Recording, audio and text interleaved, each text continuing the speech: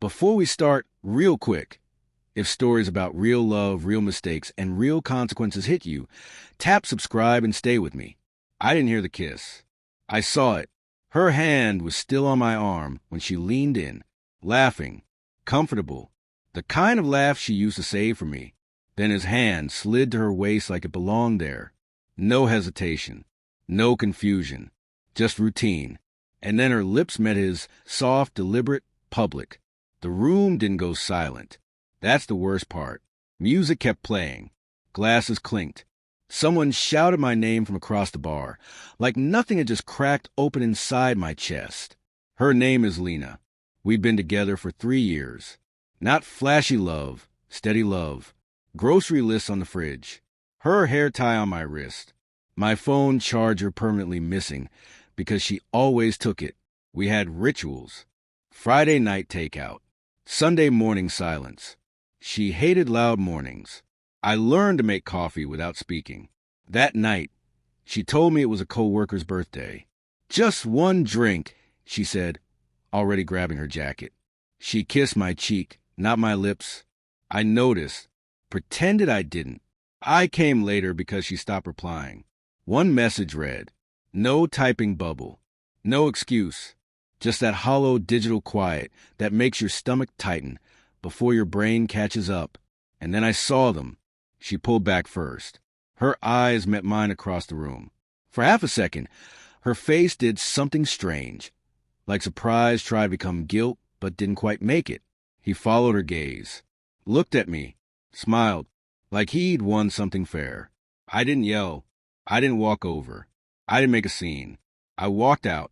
The air outside was cold and smelled like rain and cigarettes. My hands were shaking, but my mind was calm in a way that scared me. I knew, right then, I wasn't going to beg. I wasn't going to explain my pain. I was going to leave her something she'd never forget. But what do you leave behind when walking away is enough? I didn't go home that night. I drove. No destination. Just red lights and empty streets, sliding past like they didn't recognize me anymore. My phone buzzed once. Then again, Lena. I didn't answer. I wasn't ready to hear lies dressed up as panic. By morning, there were 12 missed calls and a paragraph-long text waiting for me. It's not what it looked like. You left before I could explain. Please talk to me. That line always shows up early. Before accountability. Before truth. I went back to the apartment while she was at work. Not to confront her. To understand how long I'd been living in a story that wasn't real. Her laptop was open on the desk. She never locked it. What's the point if we trust each other? She used to say. I wish she had. The messages weren't hidden. They were casual, comfortable, months old, inside jokes, late-night voice notes. Her complaining about me, not cruelly worse, casually, like I was already a problem she'd accepted instead of a person she respected. He doesn't get me like you do. I feel lighter with you. I wish I met you first. There it was. Not a mistake. A transition. The kiss wasn't the beginning. It was the first time I was allowed to see it. I sat on the edge of the bed and laughed. Quietly. That kind of laugh that leaks out when your chest feels too full and too empty at the same time. I replayed moments in my head. Her phone turned face down. Her sudden gym obsession. The way she'd flinch when I hugged her from behind. Like she needed a second to remember who I was. By the time she came home, I had already written the note. She walked in carefully, like the floor might collapse under her. Eyes red, voice shaking. I didn't mean to hurt you, she said. I looked at her and realized something brutal. She meant to choose herself. She just didn't mean for me to find out this way. I placed the envelope on the table between us. She stared at it like it might explode. What's that? She asked. It's everything I didn't say last night. I replied. She reached for it. I stood up, grabbed my bag. I'll be gone by the time you finish reading, I said. Her hand froze in midair. She didn't open the note right away.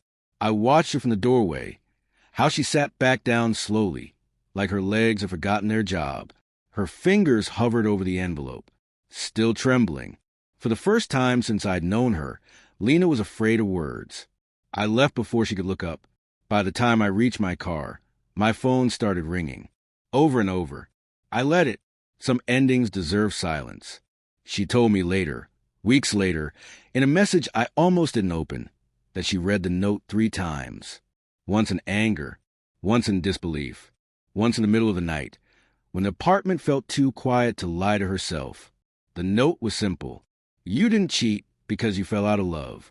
You cheated because you didn't have the courage to leave first. So I'm leaving for both of us. Please don't look for me in your apologies. I won't be there. No insults. No begging. No threats. Just truth. She said that was the part that broke her. The fact that I didn't try to convince her to stay. That I didn't fight for someone who had already rehearsed life without me. She said the man from the bar didn't feel the same after that night. That every laugh with him sounded hollow, like borrowed noise. I didn't reply. Healing wasn't dramatic. It was quiet. I learned how to sleep on one side of the bed again. I stopped reaching for my phone when something funny happened. I returned the charger she left in my car without asking to see her. Months later, I ran into her by accident. Same street, different versions of us. She looked smaller somehow. Not weaker, just less certain. I never thought you'd actually leave, she said. I nodded. That was the problem. Some people think walking away is losing, but staying after being chosen second is the real defeat. If this story felt familiar, or if you've ever had to choose your dignity over your comfort, share your thoughts in the comments. And if you want more real stories like this, don't forget to subscribe.